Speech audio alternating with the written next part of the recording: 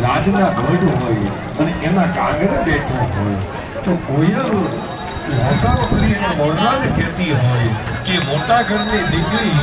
અને એ મોટા ઘરની દીકરી અને એના કન્યાદાન એ જે ઘરમાં તમે બેઠા છો જે કાગળે બેઠા છો એ વરરાજાને અમારો એ નાના ઘરમાં બાપ કન્યાદાન કરે છે સાહેબ દીકરીનું દાન કરે છે તો હે મોરલા